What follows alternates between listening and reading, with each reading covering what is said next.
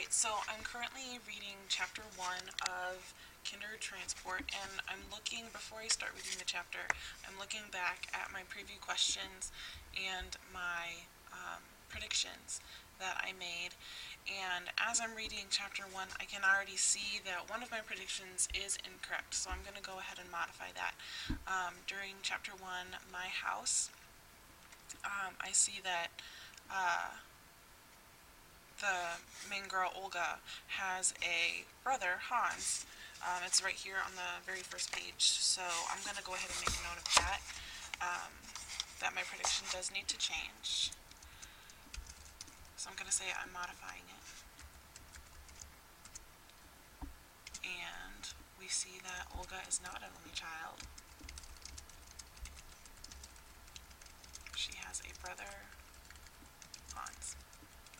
Which then leads me to question if the back of the book states that Mama and I got on the train, or Mama and I climbed aboard, where is Hans in this situation? Is he already on the train and it's just not pulled out of the blurb? Is he staying behind with Papa? I don't know. So I'm going to go ahead and ask that question right now, so I know what to look for as I continue to read. Why doesn't Hans go with Olga and her mother? Or has he already boarded the train during the blurb?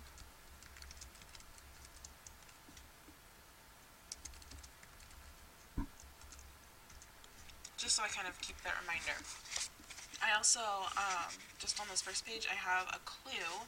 I have winter 1932 as a time frame. So this really isn't a prediction or a question, but it is a note. So I'm going to put note down, and I'm going to say that the story starts in winter 1932. Because also from the blurb, it says that she was a Jewish refugee in England from 1939 to 1945. I also read on to the next page, and it says that Olga, or Ali as she is called by her father, is 5 years old. She's kind of a precocious little 5-year-old, but she is only 5 right now. So Olga is 5. But then I went ahead and I did the math on a little post-it note. So in 1939, depending on when her birthday is, she's either 12 or she's just turned 13. So I'm going to add that as another note, just as something to remind myself of when I read ahead, when she's fleeing, that type of thing, is her age and kind of the mindset of an adolescent that we're working with as we're reading the novel and trying to figure out, well, why can't she remember it? If you're 12 or 13, you do tend to remember more than if you were anywhere from 3 to 5 years old. So then that gets me thinking maybe it's what she saw or what she witnessed that is affecting her memory of this time, and maybe she's blocking things out either intentionally or unintentionally. Something is happening that's affecting her story. Because of the author note, it said that she's trying to tell this as completely as possible, as much as she can remember. So I'm going to go ahead and make note of that. In 1939, when she and family flee, Olga will be 12 or 13 years old. And then I have a follow-up question. How come she doesn't remember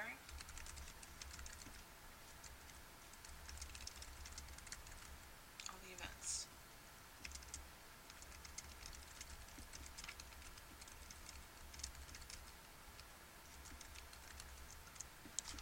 Just because that goes along with his prediction over in my before reading slide. I predicted that she's fairly young, so she could have childhood amnesia, or the events were so horrific that she has blocked them out from her mind, either subconsciously or consciously. She is choosing not to remember this.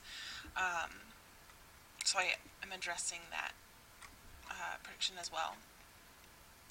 And then I asked myself, do they move somewhere else before fleeing to England? And my note to this question is at the very beginning. Oops. They are building a new house. They're talking about a new house that's not quite finished yet.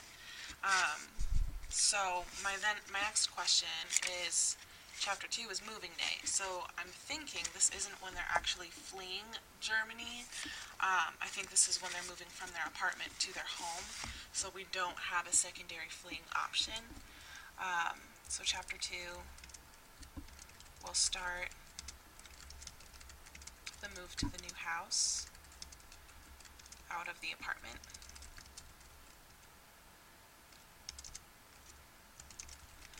I think that they will flee later. Because thinking back to the table of contents, Chapter 5 looks to me like when they're going to start fleeing, when they say Journey to England as the chapter title. So I think this is like a preliminary move, like you would move just like across a town or something like that. Not really worried about your safety at this point. You're just moving up from an apartment to a home in this situation.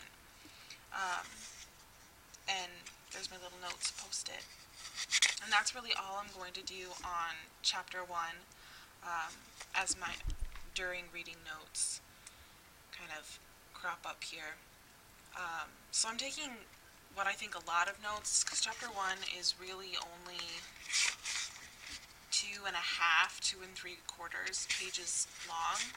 So it's very, very short, and here I've added 3 or 4 different notes, 2 more follow-up questions, and another prediction for my later reading. So you can tell that this is going to take you quite some time to do in your lit circles.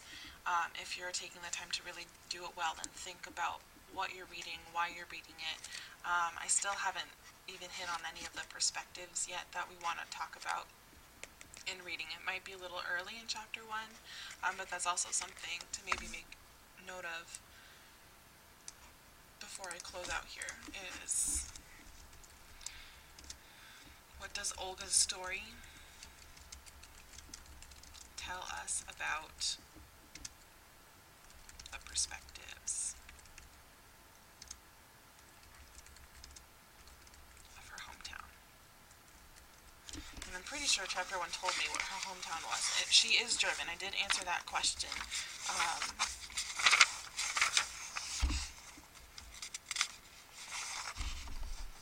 And yeah, I have it flagged even.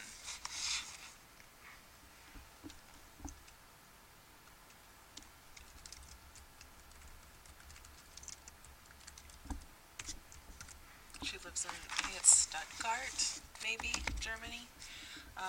So we do know that she's a German Jew, who will then eventually flee to England.